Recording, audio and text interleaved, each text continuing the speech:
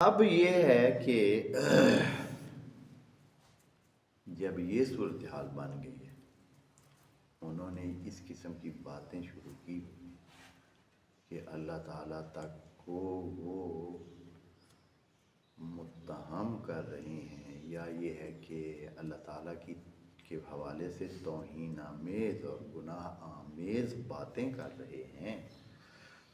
تو اب یہ قرآن جو نازل ہوا ہے نبی پر، تو آیا اس سے ان کی کوئی بھلائی متوقع ہے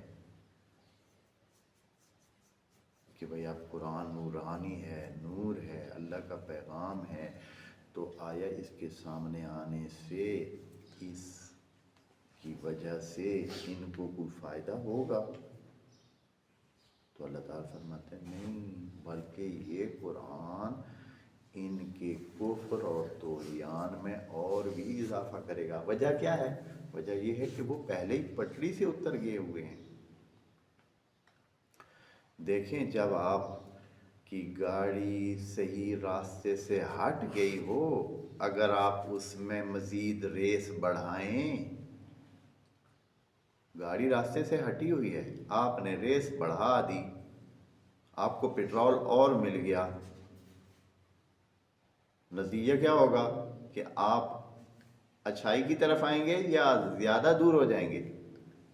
تو مسلم ہے کہ آپ کی گاڑی کی طاقت بڑھنے سے آپ زیادہ دور ہو جائیں گے، چونکہ آپ ہٹے ہوئے ہیں۔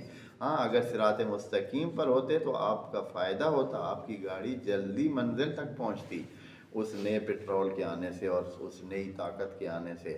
تو اب جو نور آیا ہے تو یہ مزید ان کو کیا کرے گا؟ چونکہ وہ ہٹے ہوئے ہیں، چونکہ وہ گناہ گار ہیں، چونکہ وہ اللہ تعالیٰ کے دربار سے بھگائے ہوئے ہیں، دور کیے ہوئے ہیں، تو نتیجہ یہ نکلے گا۔ اللہ تعالیٰ نے یہی بات ادھر بتائی ہے، فرمایا ہے۔ تو اس سے یہ چیزیں ساری اللہ تعالیٰ کیوں بتا رہا ہے؟ یہ اس لیے بتا رہا ہے کہ یہ حقائق ہیں بھئی، یہ مسلمانوں آپ کے لیے بھی اسی طرح ہے جس طرح ان کے لیے۔ یہ نہیں کہ آپ کا کوئی علیحدہ قاعدہ ہے۔ اگر آپ بھی دین کے مطابق، اللہ تعالیٰ کی ہدایت کے مطابق نہیں چلیں گے تو اللہ تعالیٰ آپ کو اپنے دربار سے نکال دے گا، اور پھر کیا ہوگا؟ پھر آپ بھی اسی طرح ضلال اور گمراہی اور خرابی کی طرف چلے جائیں گے۔